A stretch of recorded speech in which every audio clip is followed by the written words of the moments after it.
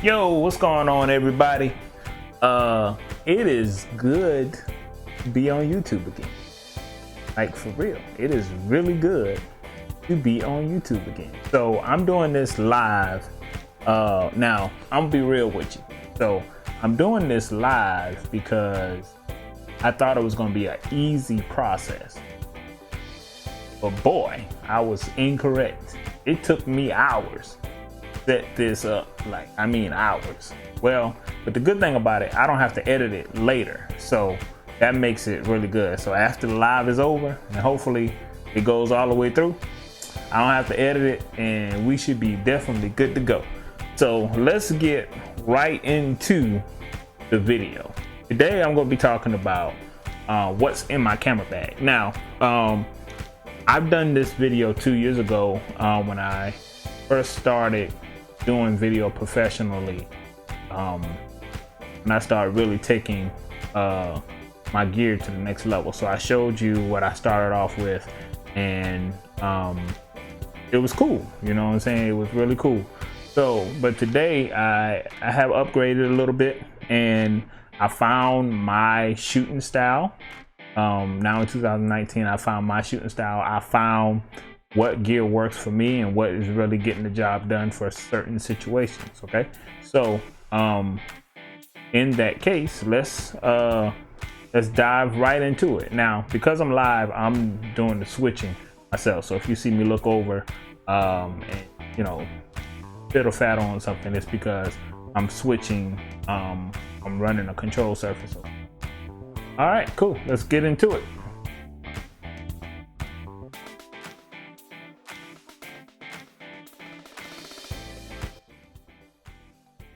So this is my gear. Yeah, this is my gear. So basically, I'm going to show you what I started off with and what I evolved to. Okay, this is just the camera gear. It's not anything outside of that. I'm going to do another video talking about audio.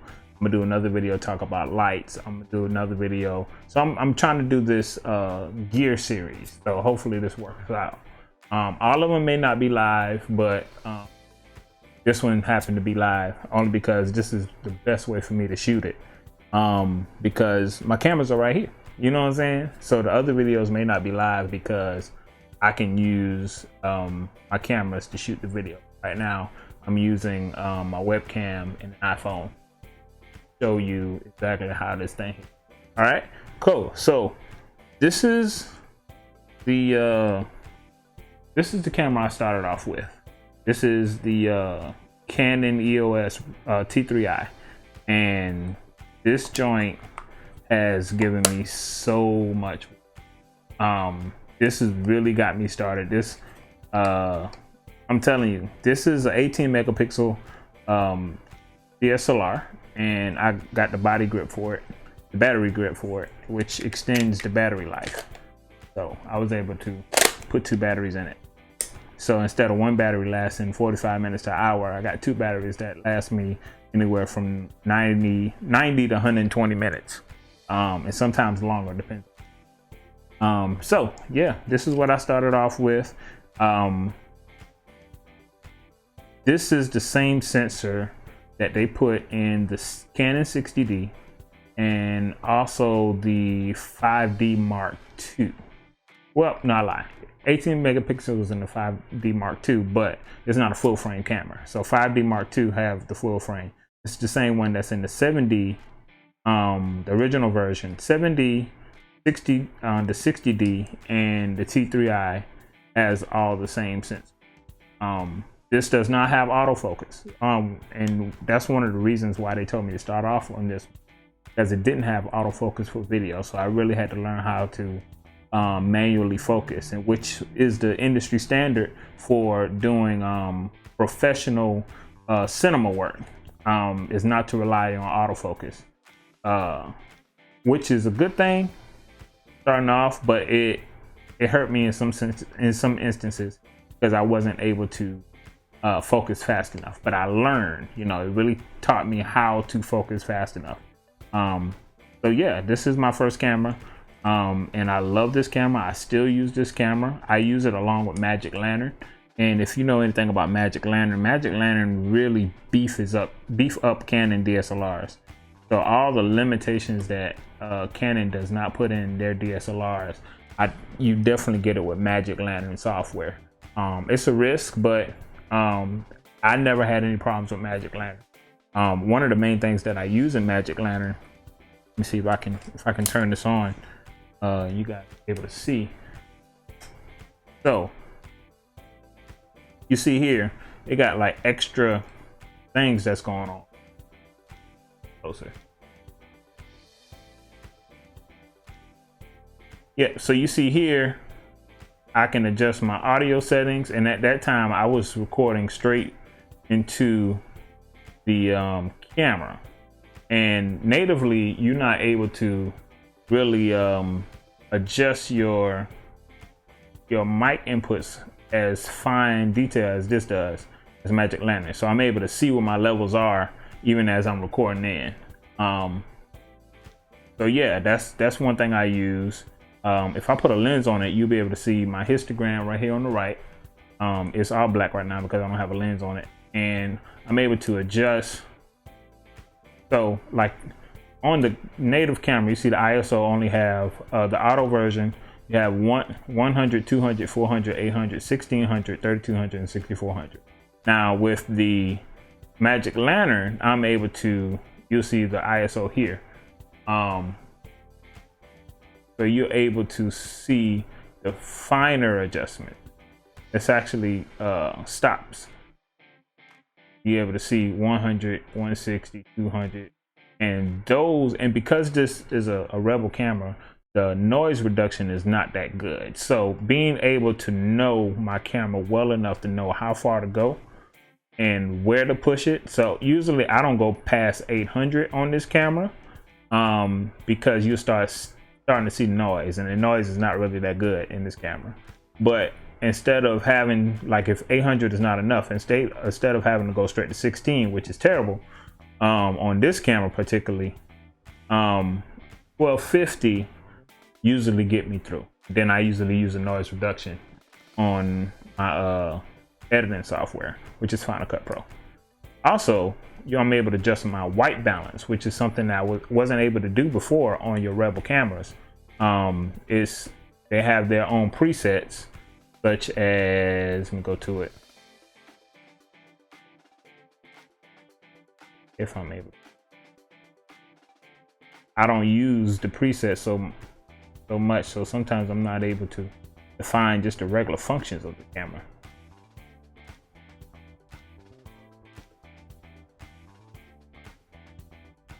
Watch, I'm going and paint.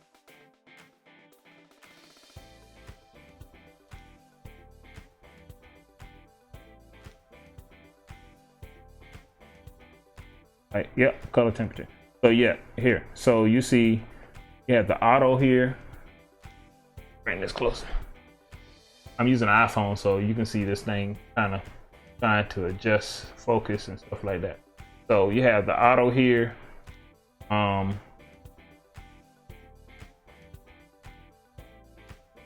Get back to it. There we go. Auto white balance, daylight, shade, cloudy, tungsten light, fluorescent, and the flash. And then they have custom here, but you can't adjust it. You have to actually snap a picture that is white, and then it will adjust for you. So what Magic Lantern does for me is I'm able to dial in the ISO, not the ISO, the color temperature to exactly where I want it. So if I go back to that screen, you'll see right here I'm at 3600, and I'm able to dial it in. Let me bring it closer.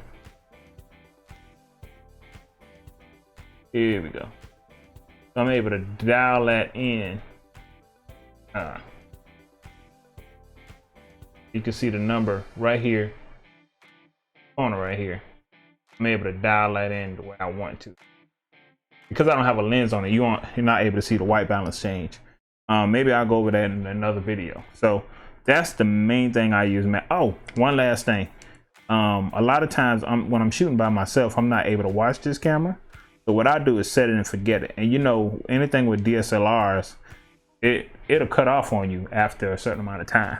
On these cameras, it shut off after 12 or 15 minutes.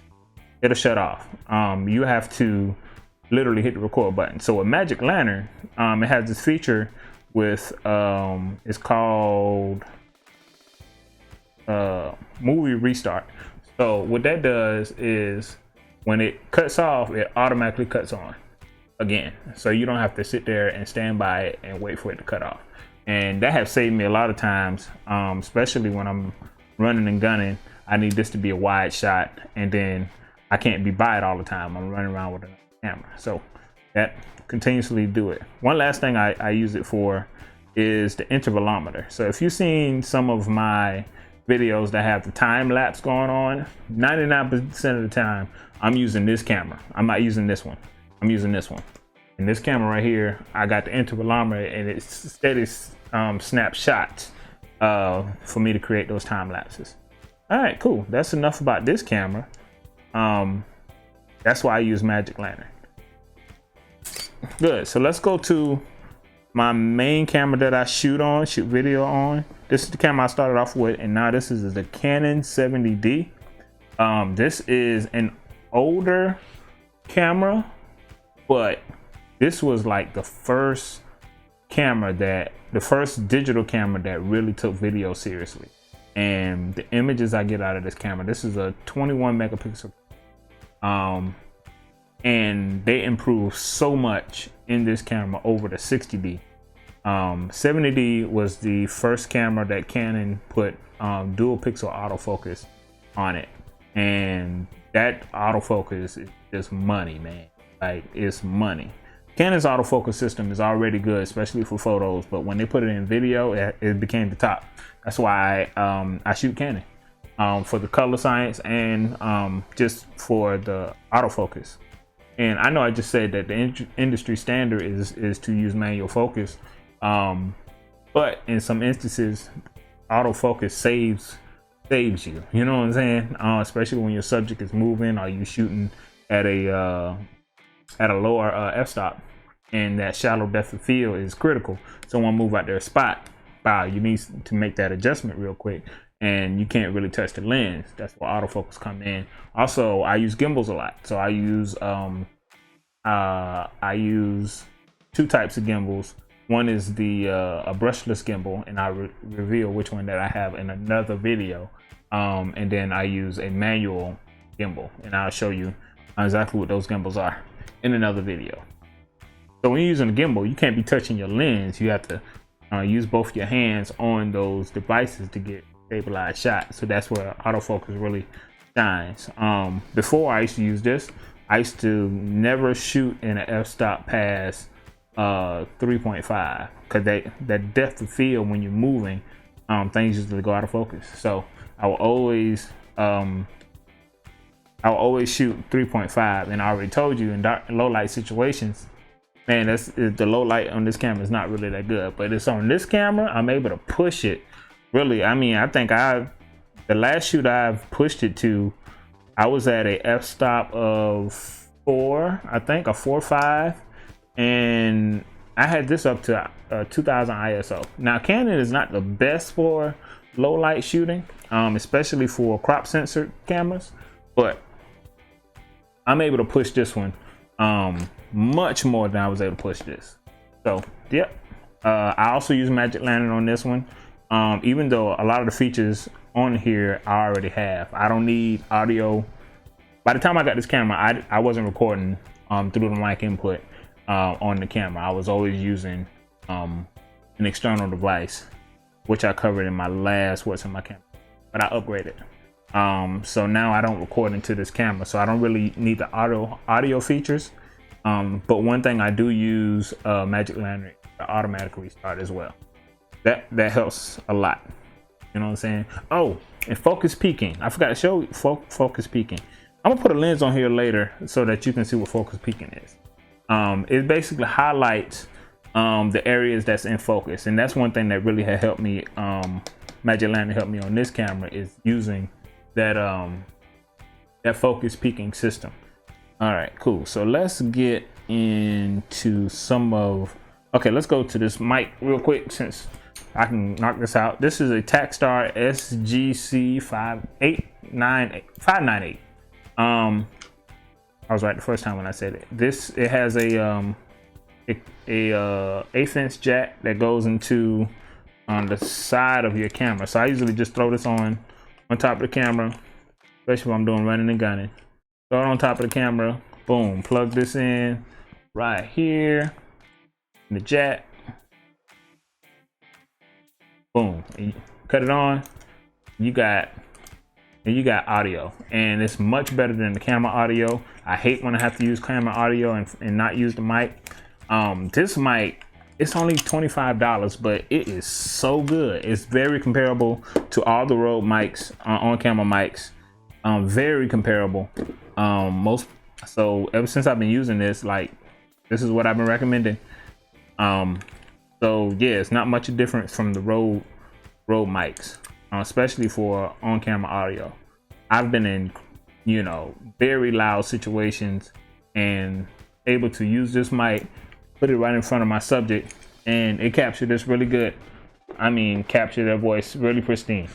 All right, cool. Let's get into some of the other lenses that I have, some of the other things I have on here, and that's all lenses. And I'm going to start with I'm going to start with my primes. And I'm going to start with the one that I use the absolute most out of every one of my lenses. The ones on this side, okay, I started off with a 18 to 55 kit lens. That was my first lens, and then the first lens I bought after that was 50 millimeter, but it wasn't this 50 millimeter. It was another one, and it had autofocus on the 50 millimeter, but it was very loud, so I upgraded. But this 24 millimeter right here. Let me show you. This prime lens, right? It's so small. It's called a pancake lens. And what I use it for is I use it on the C100. I use this on, like, especially when I'm doing gimbal work. I put this on. It gives me the perfect focal length on where I'm not too close, but it's wide enough for me to catch the subject and what's around it. If I need to get close, the focusing distance is almost like a macro lens. It's like 0.16 meters. Like, it's almost like it's 6 feet. I mean 6 inches. So that means like, say if the camera is right here, 6 inches about. So I'm able to focus just this close using this lens, and like, it has been perfect for me, man. I bought this on a Black Friday sale, used, I think for like $80 or $90. And it was retailing for like 110, 120 at the time. So this is a really, really good lens. I would recommend everyone, if you're going to start using primes, this and the next lens I'm going to show you is, especially for video, is the ones that I definitely recommend that you pick up. Yep, 24 millimeter lens. All right, once I'm done, I'm just going to like that. I already got my thumbnail shot. All right, cool. The next lens that I recommend, and this is for video and photography, the Canon 50 millimeter. This is called the Nifty 50. I recommend this lens because this is similar to the focal length that your eye naturally sees. Now, so people really come out looking really good on the 50 millimeter. I use this a lot for interviews. Sometimes I'll set up both of my cameras for an interview, put the 50 on one, and then put the 24 on the other. And usually I get what I need to get. This able to go, oh, I forgot to say, this 24 millimeter is be able to stop down to 2.8. So that's a good low light lens. This right here goes all the way down. The 50 millimeter goes all the way down to 1.8. So that gives you an extra stop of light. And that's one of the reasons why this is so recommended, because it works very well in low light. And with the things that I do, I mean, I can be outside 1 minute and then go straight inside with there is not much light. And because these cameras, Canon cameras, don't do that well in low light unless you're using like a 5D Mark III or above, 1DX Mark II, or you're using one of the cinema line cameras, you're using the DSLR from Canon, you're going to have noise in low light situations. Sony is probably the best in low light situations, but when you're using Canon, you have to use fast lenses, and this 50-1.8 has really been doing the job. All right, moving on. This is another prime that I picked up. I picked this prime up because I was getting into Cinemods, and what a Cinemod is taking manual focus lenses and fully manual lenses like the aperture and the manual focus. This is not an autofocus lens, and being able to put a focus wheel on it, and just basically using for your my cinema lenses. And somebody was selling this for 25 bucks. I just picked it up to see what it was, and I love it, man. This is a Optica 85.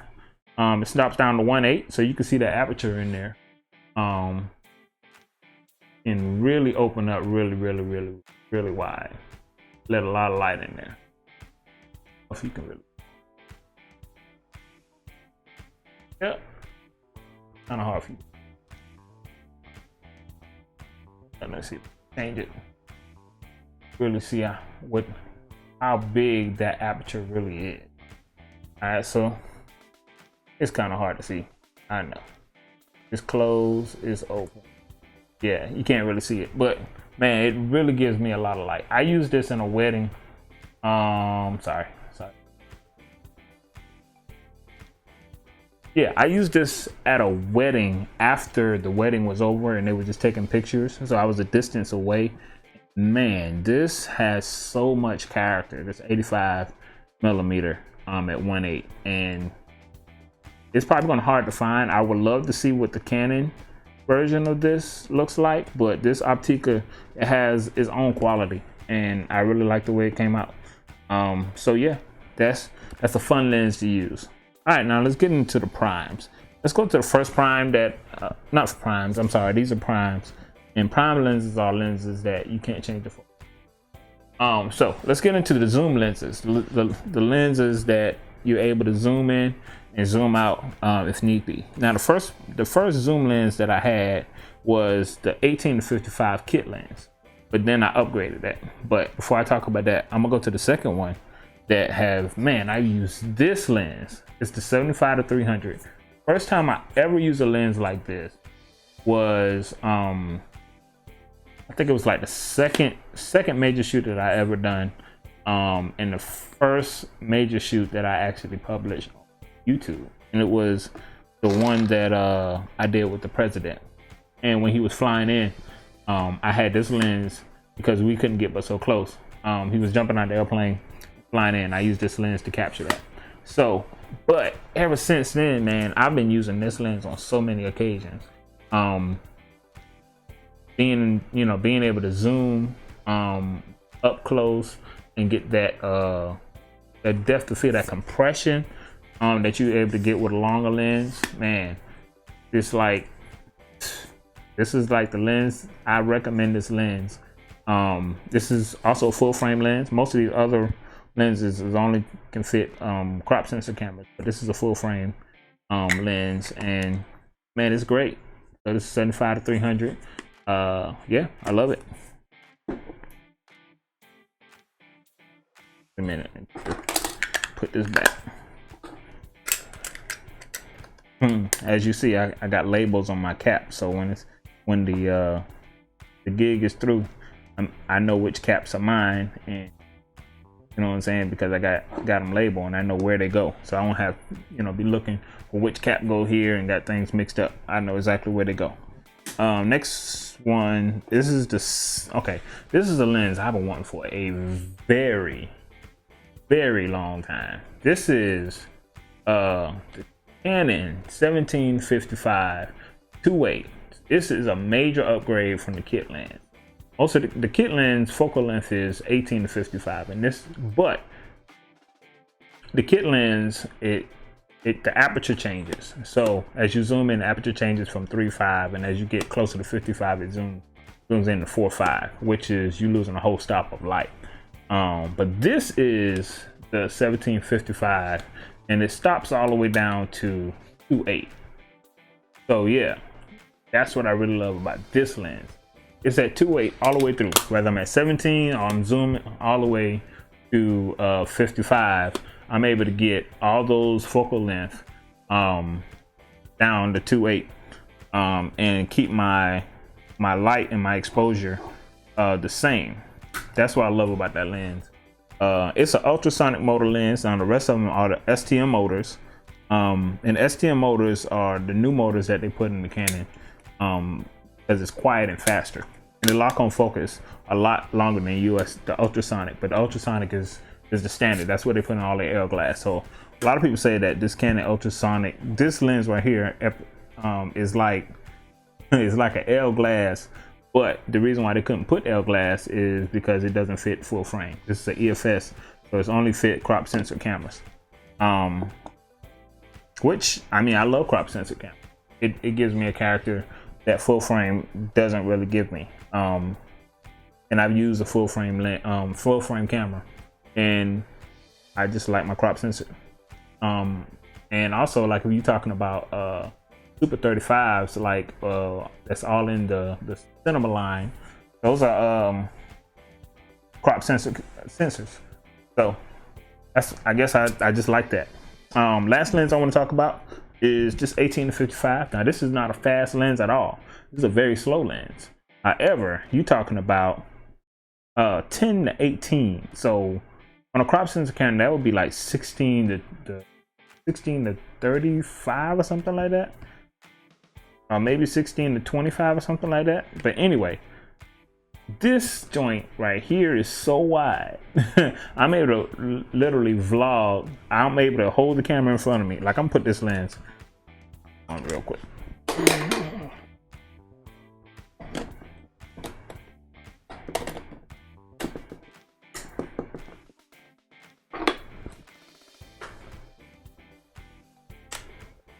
I'm gonna show you what I look like.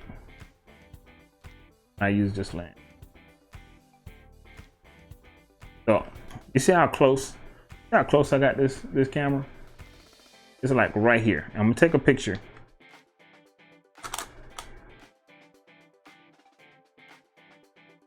And I'm able to get my whole body frame. Let me show you a picture. I'm able to get my whole. There we go. All right, I'm able to get my whole body frame, and I had it right in my face. You know what I'm saying? That's just how wide this lens really get me.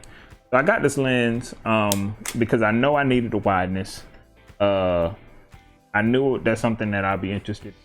So when I picked it up, the very next day I had a major shoot. The Fatherhood Male Achievement Conference. And if you don't know what that is, check my official videos. You'll see I did a couple videos, a promo video for them, a recap video for them, and also I did a music video for them. So check those out. But I used that so much. I was able to put my camera on a monopod, and like to get like on the spot interviews, I just sit the monopod right beside me, and you can see like a quarter shot of the person that's in front of me, and it like worked perfectly. I didn't need a whole lot of distance, you know, because sometimes I'm fighting with distance with some of these other lenses, especially when I was using my 24. I had to make sure I was a certain length away, but with that lens right there, like we can be really, really close, and I'm able to get them in the shot, like clean, like I'm farther away. And what that helps with is being able to use that mic right there on top of the camera, and it's close enough that it seems like they are mic'd up like I am. You know what I'm saying? So, but that's it, guys. That's my camera gear. I'm gonna switch back. Here we go. Yeah, that's my camera gear. I may do another one soon, just talking about the lenses, and it won't be a live video, but it'll be just like what I was able to capture using certain lenses. So if you're interested in that, comment in the video below. If you're really interested in this video, hit the like button.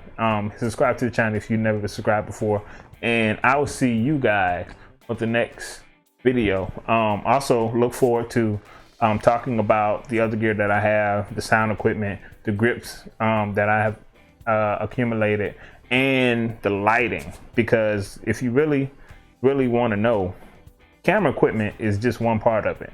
The camera that you use is just like, I'll say it's like 25% of it. The main thing is lighting and audio. So I'll say the camera that you have is 25 to 30%. The audio that you have is we already down to 35%, is another 35%, and then the lighting that you have is another 35%. Well, 33 and 33, and the other 1% goes on how you look using all the equipment. You know what I'm saying? But yeah, we'll talk about that in the next video. All right, peace.